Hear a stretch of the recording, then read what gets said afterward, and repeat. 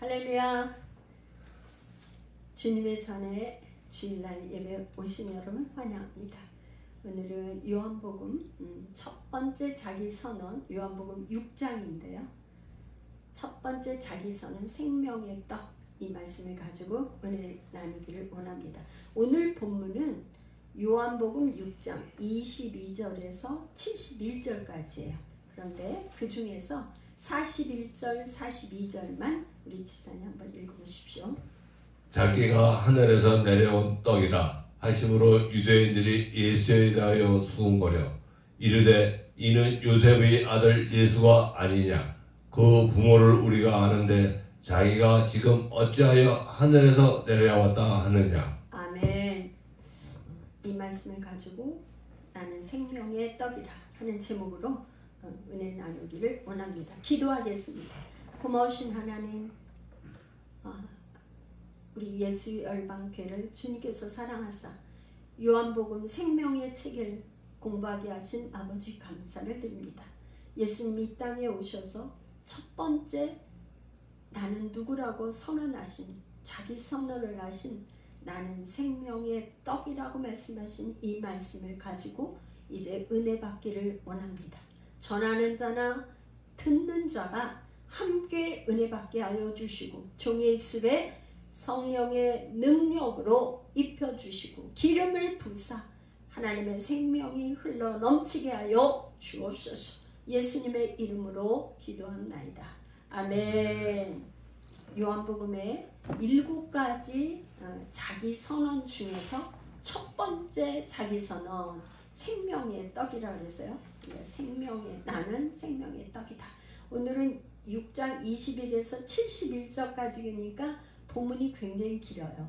그런데 이제 제가 그 본문을 가지고 이렇게 이제 구조가 어떻게 되는가 하고 이제 나눠봤어요. 구조를 22절, 6장 22절에서 71절까지를 보면 20에서 24는 군중들이 예수를 찾아 가버나움으로 이제 오는 거예요.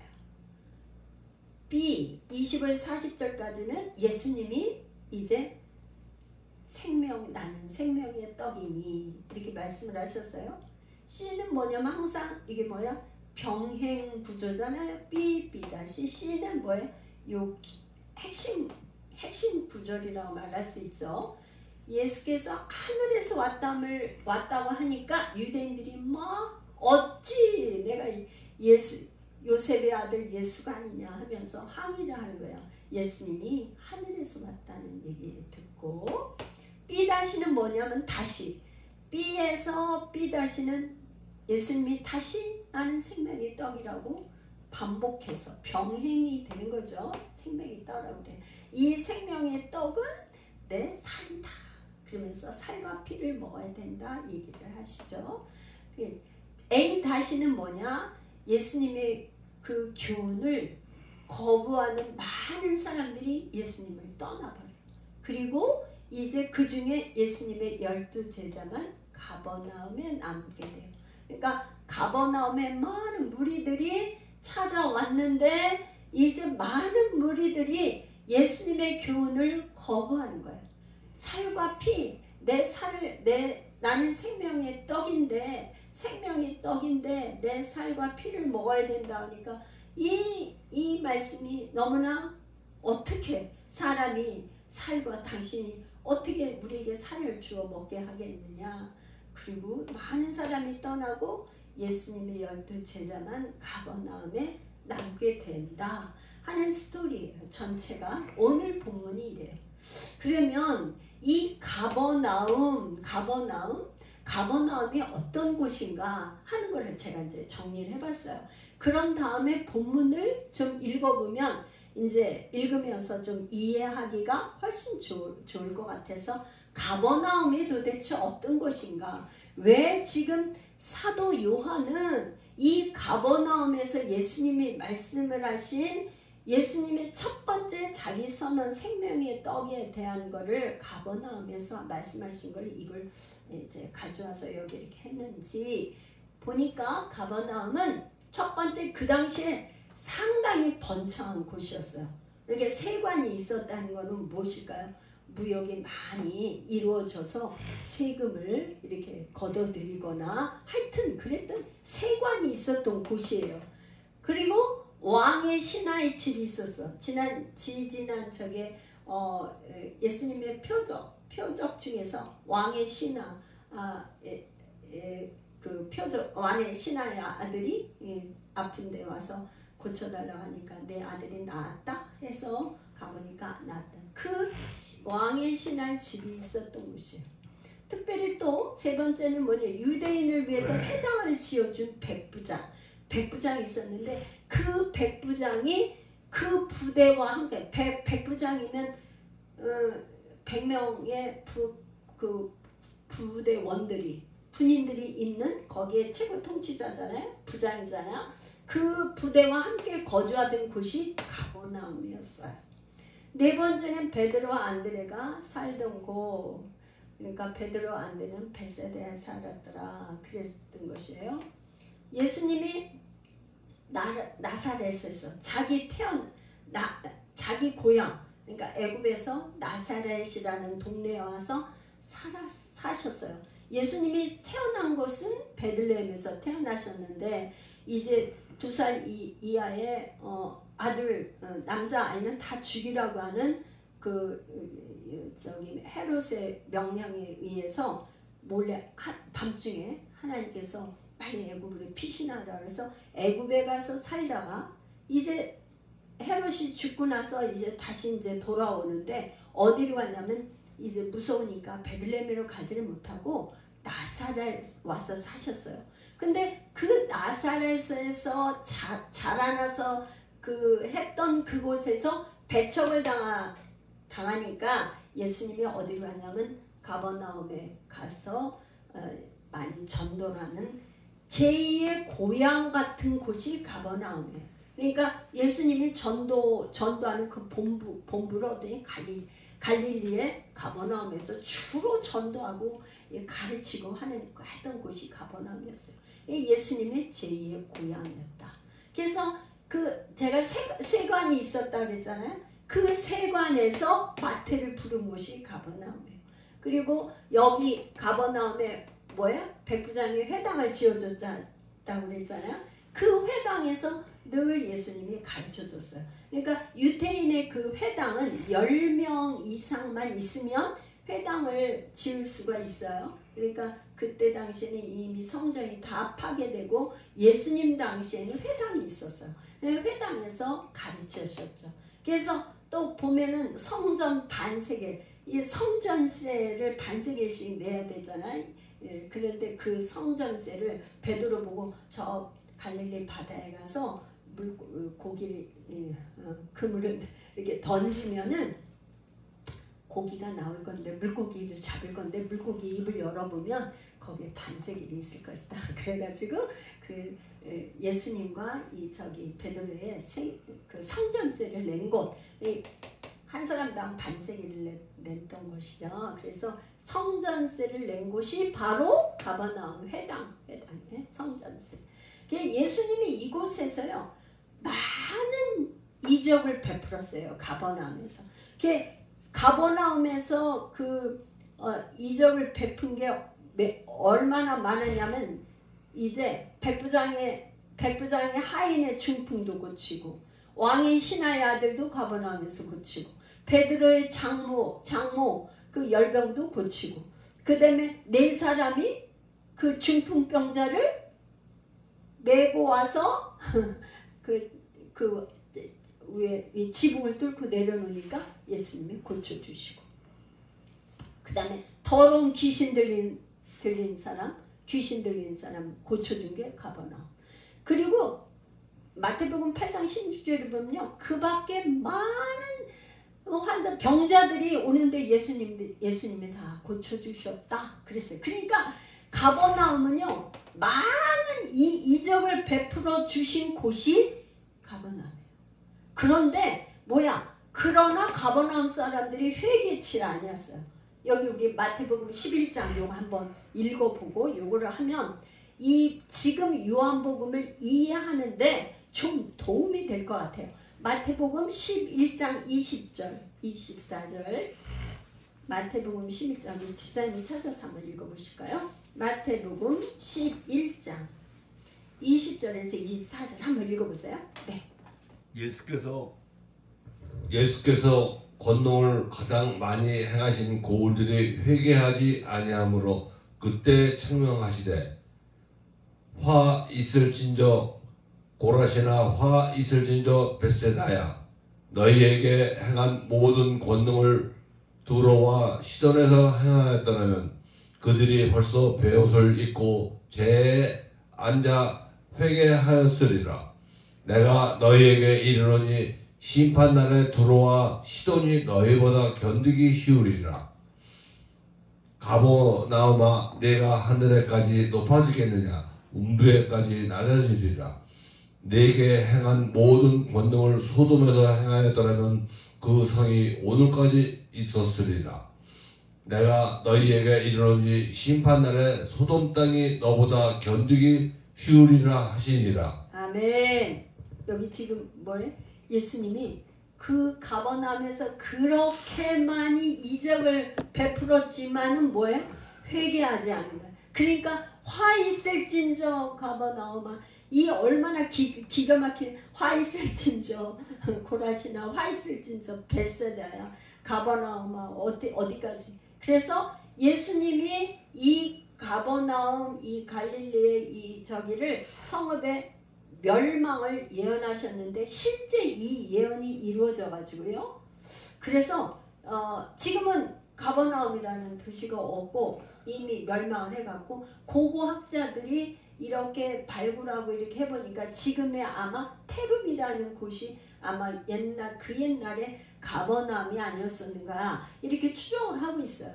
그러니까 이게 지금 제가 이게 마태복음과 이게 전체 나와 있는 마가복음과 나와 있는 그것을 참조해서 그 배경에 대해서 여러분들에게 이렇게 나누는 것은 오늘 본문에 이 유태인들이 왜 이렇게 예수님과 이 대화가 안 되고 이렇게 예수님을 배척했는지 이제 본문을 보면서 한번 이렇게 공부해 보겠습니다.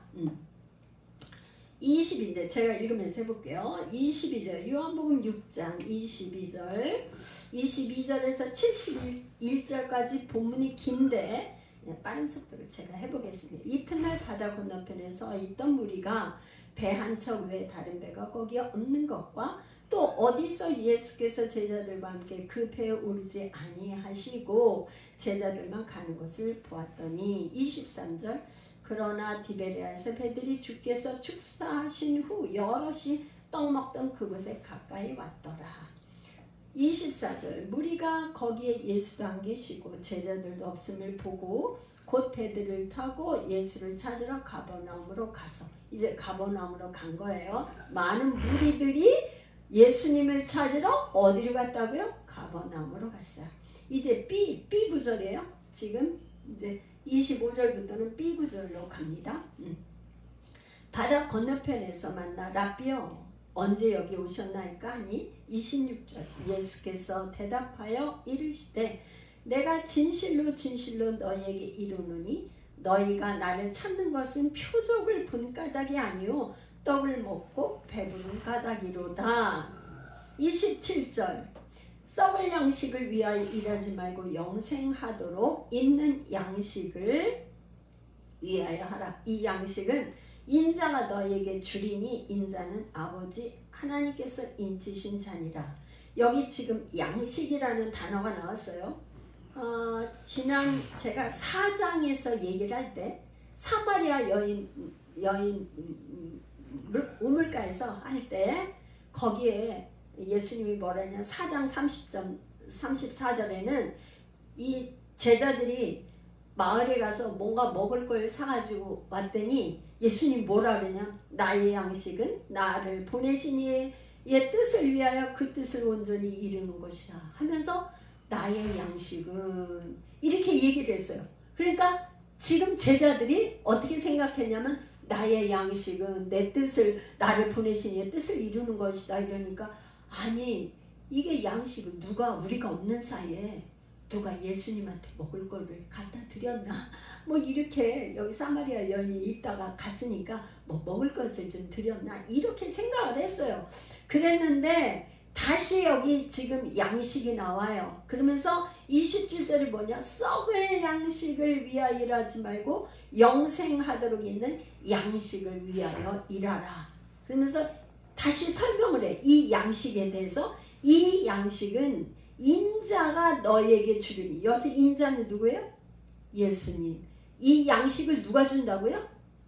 예수님이 너희들에게 줄 거다 이 말이에요. 그래서 이 양식이 뭔지를 이제 설명하는데 이제 앞으로 나올 거예요. 근데 인자는 누구냐? 예수님이 누구냐를 설명하는데 인자는 아버지 하나님께서 인치신 자니라. 하나님 아버지가 인치신 인자. 찜했다 이 말이야. 인치신 자이라 이라는 거예요.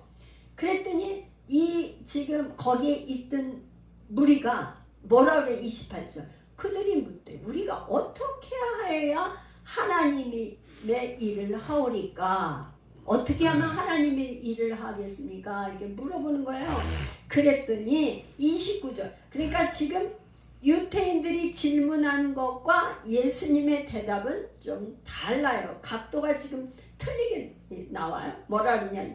예수께서 대답해 이르시되 하나님께서 보내신 이. 하나님께서 보내신 이는 누구예요? 예수님이죠.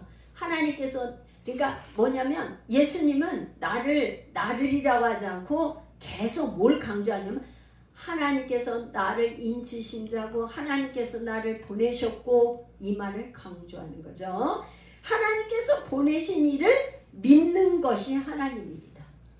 그러니까 이 예수님은 뭐냐? 계속 나를 믿어야 돼. 그러니까 나를 믿는 게 하나님의 일이야. 여기서 우리가 조금 생각해 봐야 될 게 있어요. 하나님의 일을 한다면서 우리가 하나님의 일을 한다 그러면서 하나님 믿음이 없이 육신으로 열심히 봉사하고 충성한다 하는 거는 하나님이 받으신다 안 받으신다? 받으실까? 안 받으실까? 한번 생각해 볼 필요가 있어요. 거기에는 우리가 하나님의 일이라는 건 가장 기초가 뭐냐? 예수님을 믿는 거예요. 한경지 목사님이 돌아가실 때 마지막 목사님들이 많이 찾아왔는데 그 목사님들에게 유언으로 남겨놓은 말이 목사님들 예수님을 잘 믿으십시오. 아니 목사 평신도가 아니고 더더군다나 목사가 되기까지 많은 믿음의 연륜과 이 저기를 거쳐왔는데 그분들이 한경지 목사님이 어떤 말씀을 하실까 하고 귀를 기울이고 목사님 한 말씀 해주십시오 하니까 목사님들 예수님 잘 믿으십시오. 그렇게 말씀하셨다고 그래요. 그러니까 우리가 예수님을 믿는다는 것이 정말 나는 예수님을 믿는가? 만약의 경우에 우리가 상황이 이러면 상황이 좋을 때는 믿고 상황이 안 좋을 때는 안 믿고 이거는 믿음이 아니죠. 어떤 상황 어떠한 뭐가 있을지라도 예수님을 믿는 거 이 믿음이 기초가 되는 거죠. 그래서 지금 하나님께서 보내신 일을 믿는 것이 하나님의 일이라는 거예요. 그러니까 이게 신앙이라 이 말이에요. 이게 신앙이에요. 30절 그들이 묻되 그러면 우리가 보고 당신을 믿도록 그러니까 당신을 믿도록 행하시는 표적이 무엇이니까 하시는 일이 무엇이니까 제가 아까 가버나움에서 뭐라 그랬어요? 예수님이 많은 이적을 베풀었다 그랬어요. 그랬는데 이 사람들은 뭐냐? 또다시 표적을 물어. 당신 내가 그러면 예수님이 그러신 거예요. 지금 하나님께서 보내신 나 하나님께서 보내셨어. 근데 나를 믿는 게 하나님의 일이야. 그랬더니 이 지금 유태인들은 이 예수님께 질문하는 게 그러면 표적을 보여줘봐, 표적을. 근데 이 표적은 이제 말하자면 뭐예요? 예수님이 유일한 표적, 예수님이 십자가에서 죽으시는 거. 그래서 요나가 내가 너희에게 보여줄 표적은 요나의 표적밖에 없다.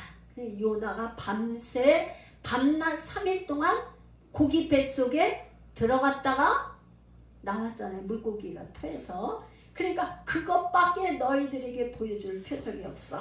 그래서 이 악한 세대가 표적만 구한다. 그렇게 말씀을 하셨잖아요. 자, 31절 가니까 기록됐다는 거는 뭐냐? 이미 출애굽기 16장 시편 78편 느헤미야 9장에 기록된 거를 인용해서 말씀하세요. 기록된 바 하늘에서 그들에게 떡을 주어 먹게 하였다 함과 같이 우리 조상들은 광야에서 만나를 먹었나이다.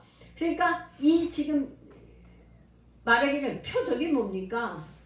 모세는 우리에게 만나를 줬는데 당신이 하나님께서 보내셨다면 우리에게 보여줄 표적이 뭡니까? 그건 말하자면 이 유태인들은 뭐야? 지금 눈에 보이는 육적인 표적을 원하는 거예요. 그랬는데 예수님은 그거를 지금 생각하고 계시잖아. 그러면서 32절 예수께서 이르시되 내가 진실로 강조하고 계시죠. 너에게 이르느니 모세가 너에게 하늘로부터 떡을 준 것이 아니라 내 아버지께서 너희에게 하늘로부터 참떡을 주시나니. 그러니까 참떡, 그러니까 만나는 육신의 양식으로 먹는 이 떡이에요. 근데 내 아버지께서 진짜 떡은 하늘로부터 참떡을 주신다. 33절 하나님의 떡은 하늘에서 내려 세상에 생명을 주시는 것이다. 그러니까 참떡은 생명이 있는 떡이다 이 말이죠. 34절 그랬더니 그들이 이르되 주여 이 떡을 항상 우리에게 주소서. 이게 항상 이 떡을 우리에게 주소서 하니까 좀 생각나는 게 있잖아요. 요한복음 4장에 사마리아 여인이 뭐라 그랬어요? 주여 그런 물을 내게 주사 목마르지도 않게 하시고 또 여기 물기르러 오지도 않게 하옵소서. 사마리아 여인이 그러잖아요. 그런 것처럼 이들도 뭐야? 뭐 생명을 주는 떡이 있다면 항상 우리에게 좀 달라고 유태인들이 그렇게 얘기를 했어요. 그랬더니 35절 예수께서 이르시되 나는 생명의 떡이니 내게 오는 자는 결코 줄이지 아니할 터이요 나를 믿는 자는 영원히 목마르지 아니하리라. 내게 오는 자 나를 믿는 자 이게 지금 동의 구절이라고 보면 돼요. 내게 오는 자 나를 믿는 자 동의 구절. 36절 그러나 내가 너에게 이르기를 너희는 나를 보고도 믿지 아니하는도다 하였느니라. 예수님이 지금 눈앞에 계세요. 그런데 예수님을 눈으로 보면서도 믿질 않아. 37절 아버지께서 내게 주시는 자는 다 내게로 올 것이요 내게 오는 자는 내가 결코 내쫓지 아니하리라. 이 나를 보고도 믿지 아니하는데 예수님께서 설명을 하는 건 뭐냐면 아버지께서 내게 주신 자만 믿는다는 거예요. 말하자면 38절 내가 하늘에서 내려온 것은 내 뜻을 행하려 함이 아니요 나를 보내신 이의 뜻을 행하려 함이라. 아버지의 뜻. 예수님이 아버지의 뜻은 뭐예요? 예수 그리스도께서 십자가에서 죽으시고 부활 승천하는 거. 그거 죽음이죠. 십자가의 죽음. 39절 나를 보내신 이의 뜻은 내게 주신 자 중에 내가 하나도 잃어버리지 아니하고 마지막 날에 다시 살리는 이것이니라. 40절 내 아버지의 뜻은 아들을 보고 믿는 자마다 영생을 얻는 이것이니 마지막 날에 내가 이를 다시 살리리라. 여기서 지금 동의 구절로 보니까 내게 오는 자 이꼴 나를 믿는 자 아버지께서 내게 주시는 자, 그 다음에 아들을 보고 믿는 자. 그러니까 이 나를 믿는 자를 이렇게 저렇게 여러 가지 방법으로 설명, 동의구절인데 그렇게 설명을 하고 계십니다. 42절은 아까 읽었는데요. 자기가 하늘에서 내려온 떡이라 하심으로 유대인들이 예수에 대하여 수군거려 이르되 이는 요셉의 아들이 아닌 아들 예수가 아니냐? 그 부모를 우리가 아는데 자기가 지금 어찌하여 하늘에서 내려왔다 하느냐? 어찌하여? 43절 예수께서 대답하여 이르시되 너희는 서로 수군거리지 말라. 44절 나를 보내신 아버지께서 이끌지 아니하면 아무도 내게 올 수 없으니 오는 그를 내가 마지막 날에 다시 살리리라. 그러니까 여기서 이끌겠다는 것이 굉장히 중요한 단어인데요. 하나님 아버지께서 이끌어서 믿게 하지 않으면 아무도 올 수 없다 이런 얘기예요. 그래서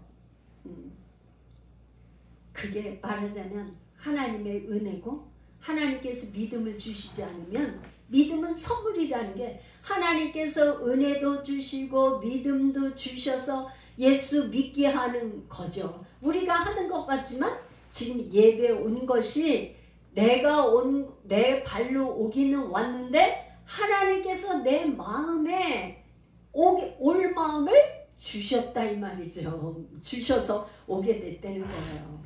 45절 선지자의 글에 그들이 다 하나님의 가르침을 받으리라 기록되었은즉 아버지께 듣고 배운 사람마다 내게 오느니라. 이는 아버지를 본 자가 있다는 것이 아니니라. 오직 아버지 하나님에게서 온 자만 아버지를 보았느니라. 진실로 너에게 이르노니 믿는 자는 영생을 가졌나니 내가 곧 생명의 떡이니라. 이제 다시 앞절에 있었던 내가 생명의 떡이라고 말씀하신 거에 다시 설명을 이제 쭉 하고 계신 거죠. 49절 너의 조상들은 광야에서 만나를 먹었어도 죽었거니와 이는 하늘에서 내려오는 떡이니 이는요 예수님은 하늘에서 내려오는 떡이니 사람으로 하여금 먹고 죽지 아니하는 것입니다. 그러니까 만나와 생명의 떡을 비교해서 말씀하는 거예요. 육신의 만나를 먹은 육신의 배부르게 만나를 먹었지만 죽었어요. 광야에서 죽었어. 근데 하늘에서 내려온 생명의 떡이신 예수님을 먹으면 산다는 거예요. 죽지 않는다는 거예요. 51절 나는 하늘에서 내려온 살아있는 떡이니 사람이 이 떡을 먹으면 영생하리라. 내가 줄 떡은 곧 세상의 생명을 위한 내 살이니라. 예수님이 떡이라고 그러시고는 이게 이제 원어 우리가 이제 번역하면서 떡이라고 번역을 했지만 원래는 빵이에요. 빵인데 우리나라 정서에는 빵을 먹질 않잖아요. 밥을 먹잖아요.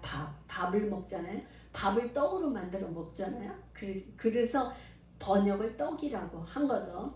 생명의 빵인데 생명의 떡이라고 했어요. 근데 세상의 생명을 위한 내 살이라는 거예요. 떡이. 그러니까 이거는 신명기 8장 3절을 우리가 한번 찾아서 우리 집사님 한번 읽어보십시오.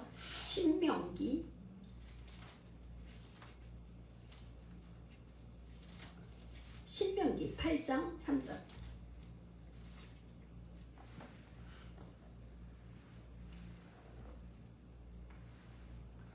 너를 낮추시며 너를 줄이게 하시며 또 너도 알지 못하며 네 조상들도 알지 못하던 만나를 네게 먹이신 것은 사람이 떡으로만 사는 것이 아니요 여호와의 입에서 나오는 모든 말씀으로 사는 줄을 내가 알게 하려 하심이니라.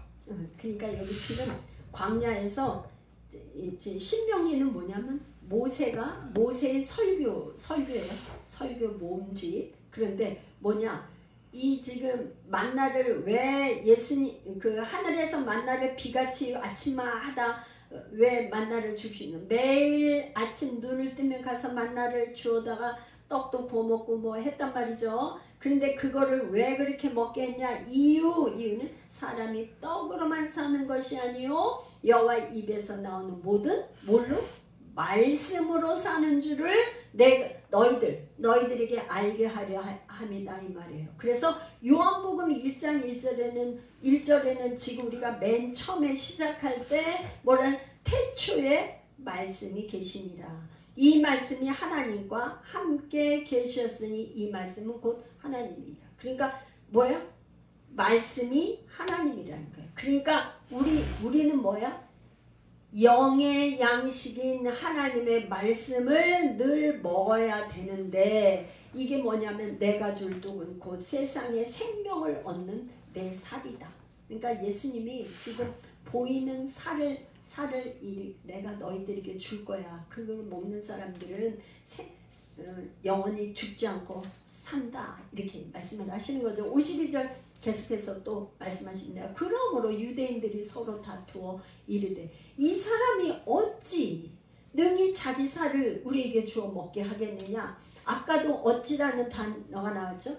아니 자기가 지금 어찌하여 하늘에서 내려왔다 하느냐. 여기도 지금 어찌 능히 자기 살을 우리에게 주어 먹게 하겠느냐. 이 지금 유대인들은 계속 뭔가요? 반감을 가지고 궁금해서 이렇게 지금 하는 거예요. 이해할 수 없는 거죠. 유대인들이 오해를 하는 거예요. 지금 53절 예수께서 이르시되 내가 진실로 너에게 이르노니 인자의 살을 먹지 아니하고 인자의 피를 마시지 아니하면 너희 속에 생명이 없느니라. 지금 51절을 반복해서 다시 설명해 주고 계셔요.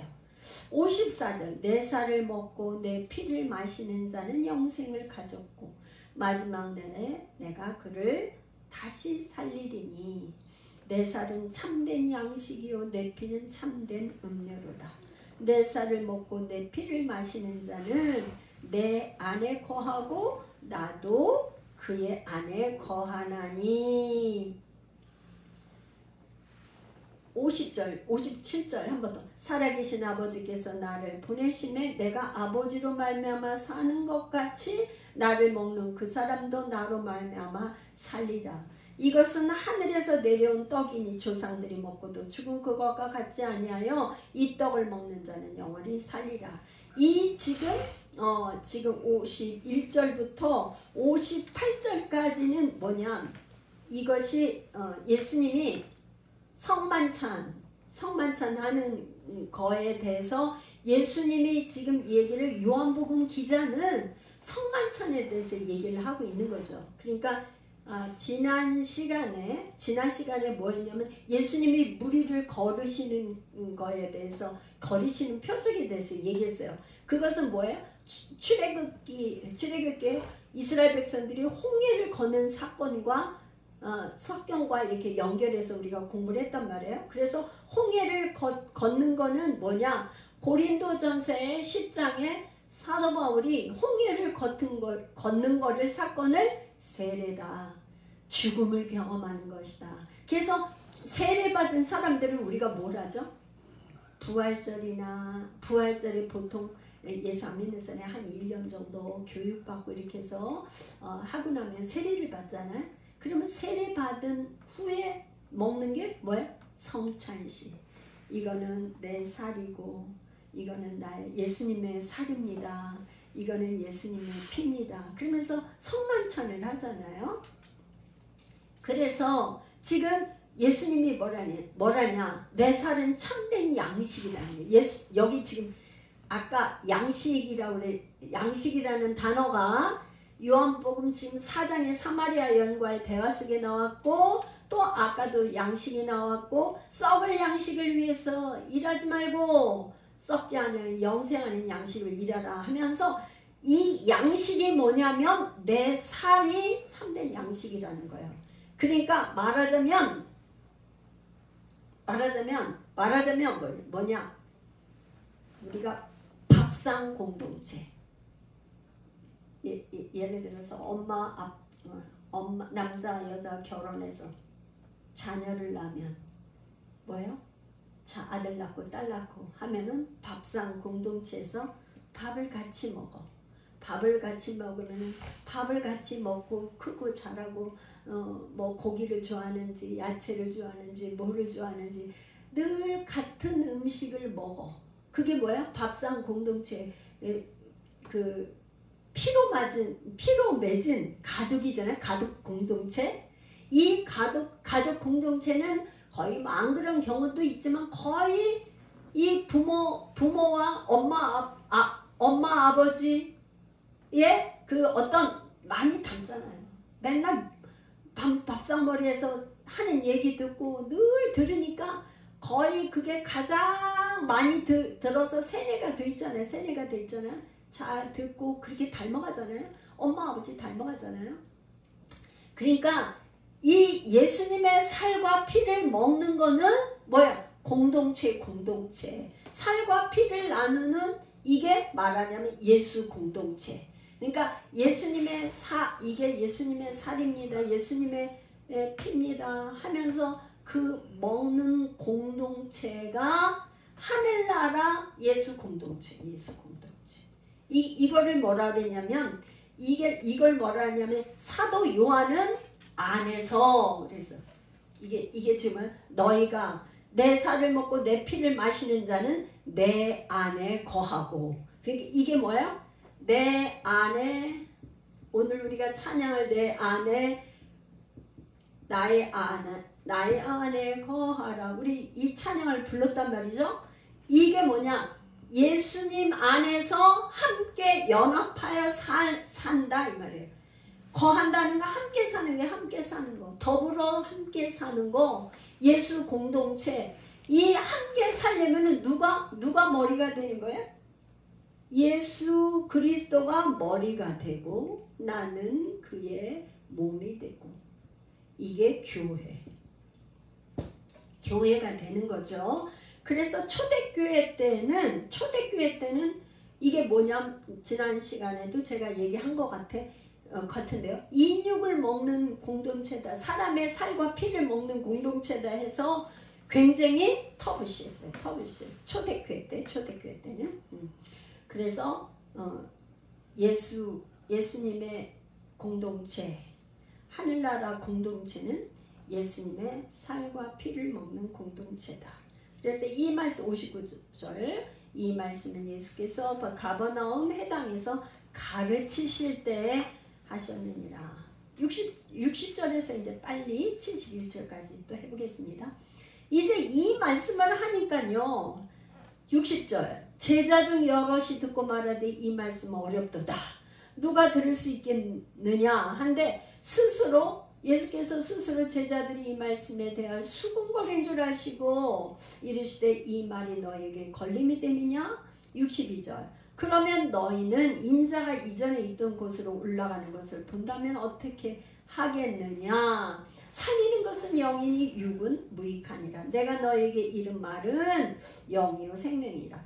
이 지금 있잖아요. 제자 중에 여럿이 듣고 이 말씀이 어렵다 그러고 떠나고 걸림이 돼서 떠나고 이렇게 했던 게 요한 1서, 2서, 3서에 보면 이게 서신서잖아요. 요한 1, 2, 3서 이 서신서잖아요.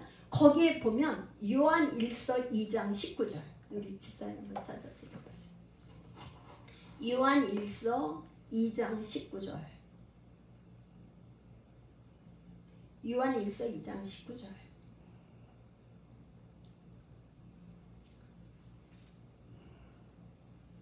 1장이요?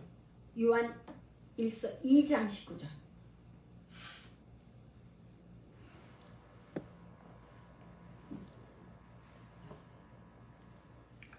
그들이 우리에게서 나갔으나 우리에게 속하지 아니하였나니 만일 우리에게 속하였더라면 우리와 함께 거하였으려니와 그들이 나간 것은 다 우리에게 속하지 아니함을 나타내려 함이니라. 네, 요한 2서 7절 한번 또 읽어보세요. 요한 2서 1서 다음에 2서 7절.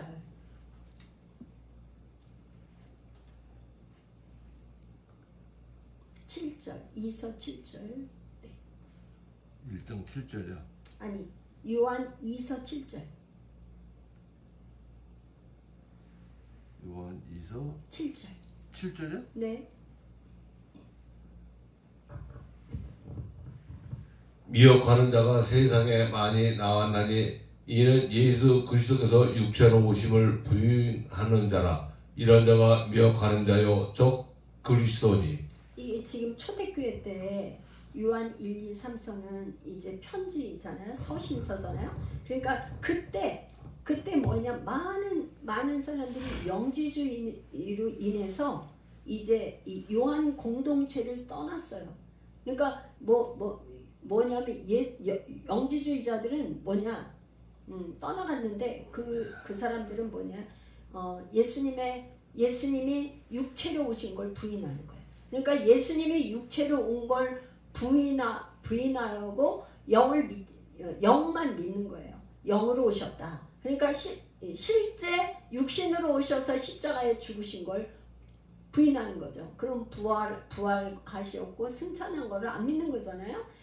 그러니까 영지주의 이 사람들은 그 신도들이, 많은 사람들이 예수님의 곁을 떠났어요. 그래서 제자 중 여럿이 듣고 말하되, 그러니까 여기서 제자라면 12제자를 말하는 게 아니고, 그러니까 12제자뿐만 아니라 제자들이 많이 있었죠. 여자들도 있었고, 뭐 예수님을 따라다니는 무리들이 있었지만 예수님을 믿던 제자들도 있었고 12제자도 있었어요. 그런데 그 12제자 말고 나머지 그 제자들 중에 많은 사람들이 듣고 이제 떠나는데 뭐냐, 예수님 뭐라냐면 살리는 것은 영이니 육은 무익하니라. 내가 너희에게 이른 말이 영이요 생명이라. 그러니까 이 요한복음의 이 신앙은 여기서 영은 뭐야? 하나님의 권능. 그러니까 육신은 우리의 연약함이죠. 육은 무익한 거예요. 근데 영은 하나님의 권능을 얘기하는 거죠. 그래서 64절, 그러나 너희 중에 믿지 않는 자들이 있느니라 하시니, 이는 예수께서 믿지 않는 자들이 누구며 자기를 팔 자가 누구인지 처음부터 아시니라. 이 아신다, 아시고 이런 단어가 계속 나오죠. 이거는 지난주에도 했었는데 하나님의 초월적인 지식의 그 은사, 지식, 초월적인 지식을 말씀하시는 거죠. 그래, 처음부터 아신 거예요. 65절, 또 이르시되 그러므로 전에 너에게 말하길 내 아버지께서 오게 하여 주지 아니하시면 누구든지 내게 올 수 없다 하였노라 하시니라. 그러니까 요한복음의 사도 요한이 이렇게 적은 요한의 신학은 하나님 아버지께서 믿음도 주시고 하나님께서 믿음에 이르게 하는 능력도 주시고, 그래서 그런 믿음과 능력을 하나님께서 주시지 않으면 믿지를 못한다는 거예요. 그러니까 아버지께서 오게 하셔야 오고, 그렇지 않으면 올 수 없다 이렇게. 그러니까 여기 뭐야? 영지주의자들, 예수님의 제자 중에 많은 사람들이 영지주의에 몰려서 나갔는데 그 사람들은 뭐야? 하나님께서 오게 하시지 않았다 이렇게 말하는 거죠. 요한 공동체에서 나갔던 사람을 향해서 얘기하는 거예요. 66절, 그때부터 그의 제자 중에 많은 사람이 떠나가고 다시 그와 함께 다니지 아니하더라. 67절, 예수께서 12 제자에게 이르시되 너희도 가려느냐? 68절, 시몬 베드로가 대답하되 주여, 영생의 말씀이 주께 있사오면 우리가 누구에게로 가오리까? 이거는 공관복음에서, 마태복음에서 주는 그리스도시요 살아계신 하나님의 아들이십니다. 그것과 같은 맥락이죠. 그리고 마가복음은 주는 그리스도십니다. 그 고백과 같은 고백이라고 볼 수 있습니다. 69절, 우리가 주는 하나님의 거룩하신 자이신 줄 믿고 알았사옵나이다. 70절, 예수께서 대답하시되 내가 너희 12를 택하지 아니하였느냐? 그러나 너희 중에 한 사람은 마귀니라 하시니 이 말씀은 가롯 시몬의 아들 유다를 가리키십니다. 그는 12 중에 하나로 예수를 팔자러라. 그러니까 예수님은 요한복음 6장에 이미 너희 중에 한 사람은 마귀라는 것을 계속 얘기하시고 예수님이 예수 그리스도가 십자가에서 죽을 것을 미리 계속 얘기를 하고 계신 거예요. 자, 오늘 이제 22절에서 71절까지 긴 예수님의 설교문이었었는데 이걸 한번 이제 이렇게 한번 정리를 해 보면은요. 오늘 이걸 정리를 해 보면 첫 번째, 예수님은 자기 자신을 생명의 떡이다. 나는 생명의 떡이다. 그러니까 아까 신명기 8장 3절 말씀처럼 사람이 떡으로만 사는 게 아니고 하나님의 입에서 나오는 말씀으로 산다. 말씀. 그러니까 말씀을 먹어야 된다는 거. 내 살이라고 그랬잖아요. 내 살과 피를 먹어야 된다는데 말하자면 이 말씀을 우리가 날마다 먹어야, 말씀을 먹어야지만 우리가 영이 살아난다. 말씀을 먹지 않으면 영이 죽는다는 거죠. 그래서 예수님이 첫 번째, 나는 생명의 떡이다. 두 번째는 마지막 날에 그를 믿는 자는 다시 살리리라. 마지막 날에 예수님 믿는 자는 예수님께서 재림하실 때 다시 살려준다. 세 번째는 하나님께로 왔고 아버지를 본 자다. 예수님은 하나님께로부터 온 자고 하나님께로 왔으니까 아버지를 본 거죠. 네 번째는 세상에 영생하는 자기 살을 준, 세상에서 영생하는 자기 살을 제공하는 자라고 자기 자신을 예수님이 증거하셨어요.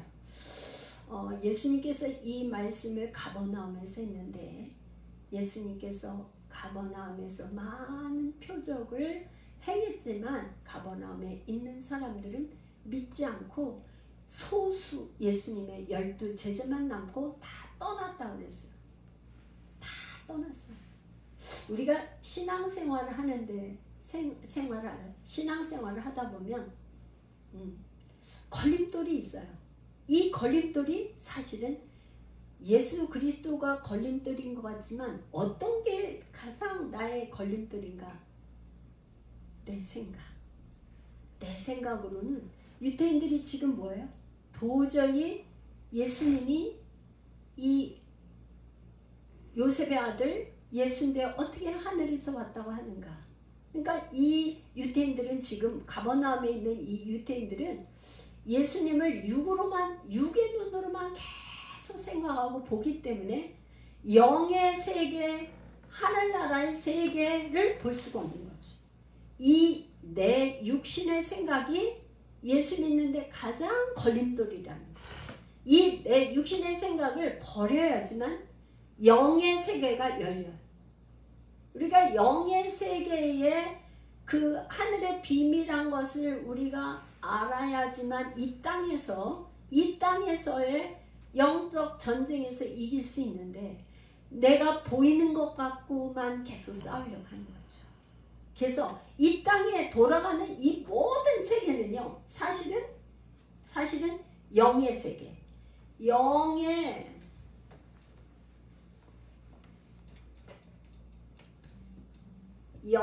세계에 있는 것이 이 땅의 세계에는 그림자, 영의 세계는 본체. 우리가 지나가다 보면 내가 이렇게 있으면 나의 그림자가 나타난단 말이죠. 그런데 이 땅의 세계는 그림자에 불과한데 그림자에 불과한 이 그림자를 보고 계속 싸우면 이길 수가 없어요. 본체는 뭐냐? 영의 세계에 있는 하나님의 나라에 있는 그분을 알고 이 영의 세계에 들어가야 알 수가 있다는 거죠. 영의 세계에서 과연 나를 가장 예수 믿는데 방해하는 걸림돌이 뭔가, 그거를 제거하는 것. 이게 영적 전쟁이에요. 이 유대인들이 지금 예수님을 십자가에 못 박았던 것은 결국 영의 세계, 영의 눈이 열리지를 않았기 때문에, 영의 세계의 눈이 열리지 않고 귀가 열리지 않았기 때문에 예수님을 이해하지 못하고 많은 사람이 떠나버렸어요. 정말 오늘 나는 나의 영의 눈이 열려있나? 나의 영의 귀는 열려있나? 우리가 기도할 건 뭐냐? 하나님, 내 영안을 열어주세요. 내가 영의 세계 그 주님을 보게 하여 주세요. 그래서 정말 영의 세계에 들어가고 영의 세계를 봐야지, 이게 문제구나. 이게 내 영의 세계, 이게 가장 큰 걸림돌이었구나. 그 영적 전쟁. 그래서요, 영적 전쟁에서 이긴 자에게 뭐가 올까요? 영적 전쟁에서 싸워서 이긴 자에게 물권이 와요. 이 물권이 가장 물권을 많이 받은 사람이 다윗입니다. 다윗은 뭐야? 그가 어디를 가든지 싸워서 이겼다 그랬어요. 다윗. 그러니까 싸움에서 이기는 건 뭐예요? 사실은 영적 전쟁에서 싸워 이기는 거예요. 그러니까 싸워서 이기면 뭐예요? 우리가 지금도 마찬가지잖아. 싸우면은 뭐예요? 뭐 거의 전리품을 가져요. 노획물, 전리품을 다 가져오잖아요. 그죠? 그러니까 뭐 다윗이 그냥 그 성전 건축하는데 자기 아들 솔로몬에게 그 많은 금과 은과 뭐 그런 걸 많은 거를 이미 다 준비해놨잖아요. 솔로몬은 그걸 가지고 지은 거 아니에요. 그걸 어디서 얻었어요? 다윗이 전쟁에 나가서 가는 곳마다 이겼잖아요. 그러니까 우리가 지금 뭐냐? 영적 전쟁에서 날마다 지면 빼앗기는 거예요. 우리가 기도를 왜 해? 하나님 앞에 내 힘으로는 이 영적 전쟁에서 이길 수 없으니까 하나님 도와주셔야 돼요. 그러니까 하나님 손을 붙잡고 하나님의 손을 의지하고 하나님 도와달라고 하면 내가 싸우는 게 아니고 그분이 싸우게 하시는 거예요. 그분이 싸워주시는 거죠. 전쟁은 여호와께 있사오니, 다윗이 그거잖아요. 전쟁은 여호와께 있다고 하고 막 나가니까 주님께 묻고 하니까 가는 곳마다 이겼다 그러죠. 오늘 이 생명의 떡이라고 말씀하신 이 예수님의 말씀에 이렇게 유태인들이 눈이 어둡고 귀가 어두웠던 걸 보면서 우리의 모습은 아닌가. 정말 대부분 상담 이렇게 의뢰하는 거 보면 두 가지예요. 돈, 질병. 두 가지가 가장 커요. 돈과 질병이야. 근데 이 돈과 질병이 누가 빼앗아가요? 원수마귀가. 원수마귀가 우리에게 질병 줘가지고 돈 다 뺏기고, 아무리 열심히 벌으면 뭐해? 다 병원에 갖다 주고, 아파서 그냥 일 못하고, 그런 거 아니에요. 시간 뺏기고 다 뺏기는 거잖아요. 우리가 이 원수마귀에게 빼앗기는 생활이 아니고 다 도로 찾아오는 이기는 자가 되기를 축복합니다. 할렐루야. 우리 이 말씀을 생각하면서 우리 주여 한번 3번 부르고 기도하겠습니다.